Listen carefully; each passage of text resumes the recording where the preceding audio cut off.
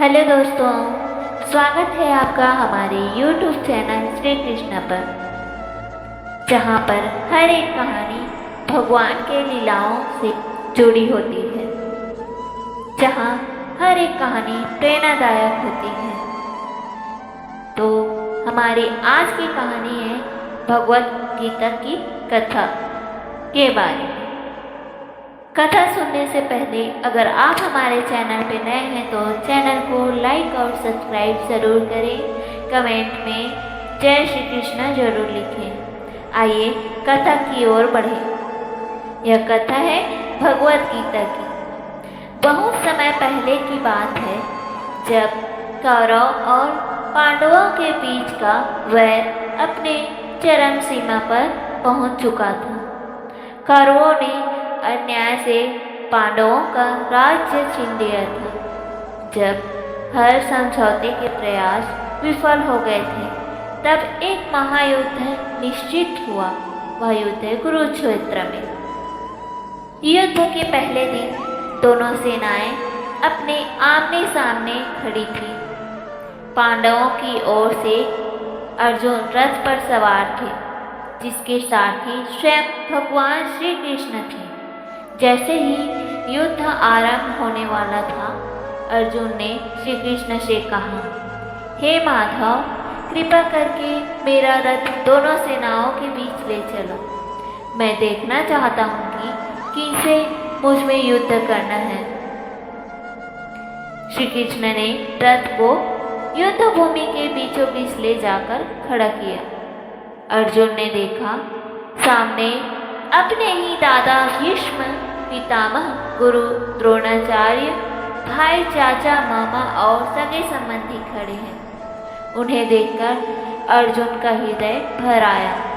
हाथ कांपने लगे, धनुष गिर गया और उसने कहा, हे केशव, हे भगवान, ये मेरे अपने हैं। इनसे लड़कर मैं क्या पाऊंगा?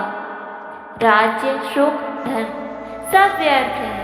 यदि इन्हें खोकर मिले, मैं युद्ध नहीं करूंगा।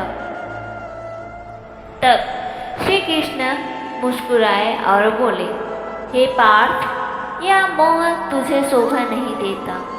तू क्षत्रिय है, तेरा धर्म है युद्ध करना, वह भी धर्म के लिए। यह तेरा कर्तव्य है। तू मृत्यु से डर रहा है, लेकिन तू यह नहीं जानता कि आत्मा अमर है। शरीर नाशवान है, पर आत्मा ना तो जन्म लेती है और ना मरती है। जो हुआ है वह पहले भी हुआ है, जो होगा वह फिर होगा। हे अर्जुन, तू इस समय कायरता की बात कर रहा है। यह समय है अपने धर्म का पालन करने का। तू कर्म कर और फल की चिंता मत कर। परिणाम मेरे ऊपर छोड़ दे। जिस प्रकार एक मनुष्य पुराने वस्त्र त्याग कर नए पहनता है, उसी प्रकार आत्मा एक शरीर छोड़कर दूसरा धारण करती है। इसलिए न किसी के मरने का शोक कर, न किसी के मारने का पाप समझ। सब कुछ प्रकृति और ईश्वर की लीला है। श्री कृष्ण ने अर्जुन को कर्मयोग, ज्ञान योग, भक्ति योग और ध्यान योग के माध्यम से जीवन का रहस्य समझाया। उन्होंने बताया कि प्रत्येक जीव में मैं ही समाया हूँ।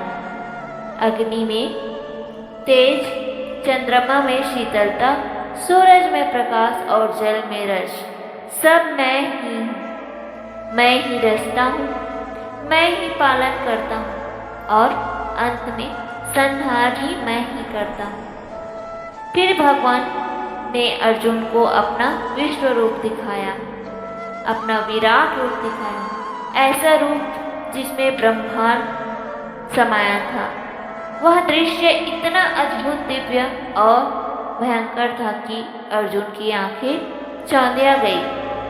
उसने देखा कि स्वयं भगवान का ही स्वरूप है और सब जीव उसी में प्रवेश कर रहे हैं। अर्जुन अब समझ गया था कि यह युद्ध केवल राज्य का नहीं, बल्कि धर्म और अधर्म के बीच का है। भगवान श्री कृष्ण के लिए रथ के सारथी नहीं परमेश्वर हैं और जो उसे जीवन का मार्ग दिखा रहे हैं। अर्जुन ने श्री कृष्ण के चरणों में प्रणाम करते हुए कहा, हे केशव, मेरा मोह नष्ट हो गया है। अब मैं कर्तव्य के पथ पर चलने को तैयार हूँ। आपके वचनों से मेरी स्मृति लौट आई है। मैं युद्ध करूंगा धर्म के लिए, न्याय के लिए।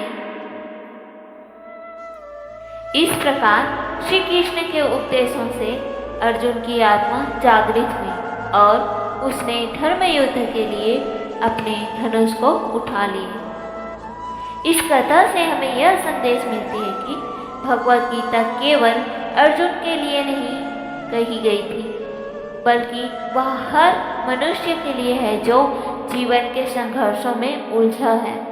यह बताती है कि जीवन नश्वर है पर आत्मा अमर है। अपने कर्तव्य को निडर होकर निभाओ, फल की चिंता मत करो, कर्म करो, मोह और अहंकार को त्यागो और अंत में परमात्मा की शरण में चले जाओ। तो यह थी हमारी आज की कथा भगवद गीता। वीडियो अच्छा लगे तो हमारे चैनल को लाइक करें, शेयर करें और सब्सक्राइब करें। कमेंट में जय श्री कृष्ण जरूर लिखें। धन्यवाद।